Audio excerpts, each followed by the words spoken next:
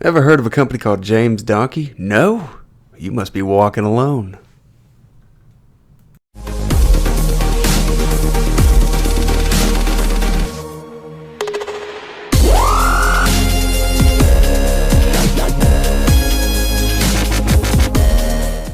So here I was looking online on some of the marketplace sellers for Newegg and Amazon, and I come across a company called James Donkey.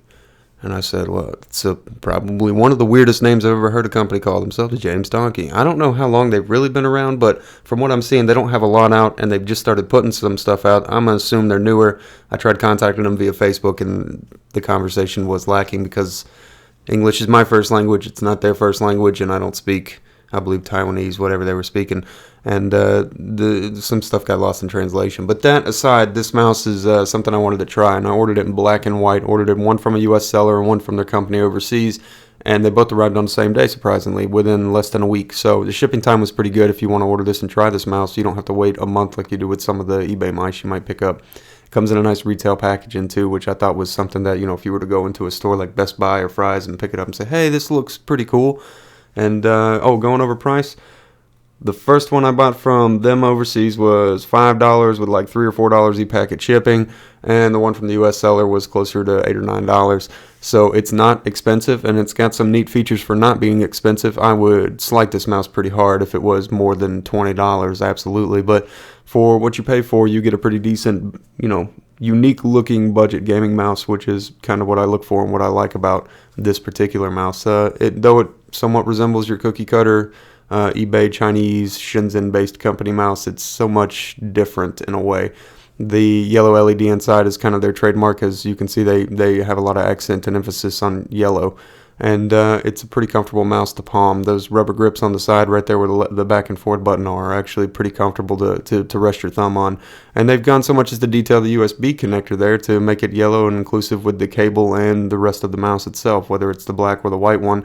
They've got that yellow detail. And it just tells me that they take a little bit of time to make their kosher fit, to kind of give them their own distinct identity, and not so much just wanted to make a throwaway trashy mouse. They actually put some stuff in this to make it a decent mouse that could potentially compete on the market with lesser mice, and for the same price, because for not paying much, you get more than what you pay for, I think, with this mouse, though leaves a little bit to be desired if you were looking for something a little more. There is English translation in the box as to what these words mean, but they don't really explain anything of the technical specifications to it.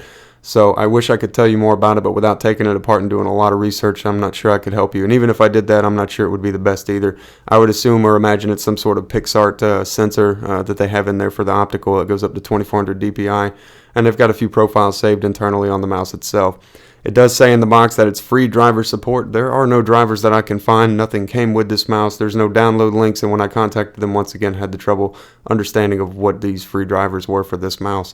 Their other one, the 007 mouse, which I'll be reviewing sometime next week probably, does have driver support and is fully customizable, and it's a fully modular mouse, so I'm pretty excited about that.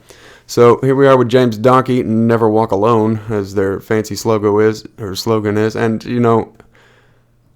I think that I don't understand it, but at the same time, how could you pass it up? So I got it to try it out, and I used it for probably about 12 to 15 hours, and I thought, hey, this is actually a pretty good mouse, especially for the low price that it is. So if somebody's looking at this and wondering if this is really worth anything, yeah, it's worth what you pay for, and I've been okay with it. Other than maybe that scroll wheel. The scroll wheel it's not the easiest to push down. It's pretty useless to me in function because it's not a comfortable, easy depression. The left and right click feel nice. They feel like Omron switches, though they may be or they may not be. I don't know. They don't miss a beat, and they actuate, and they're fine. They're perfect. So that being said, this is maybe something worth considering, especially for the price. If it were a little bit more money, I'd say I'd want to see a braided cable, maybe a gold-plated USB connector, heck, maybe even some weight adjustment ability, though the mouse is a pretty comfortable weight on its own.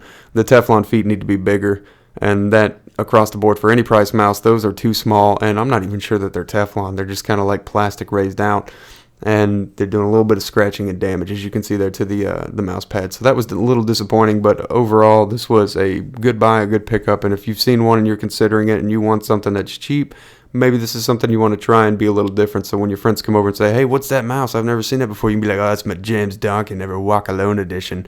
And they can be like, oh, cool, James Donkey. I don't want to walk alone. I need to get one. But that being said, like I said, I wish I could tell you more about it, but that's kind of the basic overall cover and take a look and first look at it. So like it if you like it, dislike it if you don't. Leave me a comment, a message, and what you're looking forward to seeing, and we'll try to get back with you. We'll see you for the next video, guys.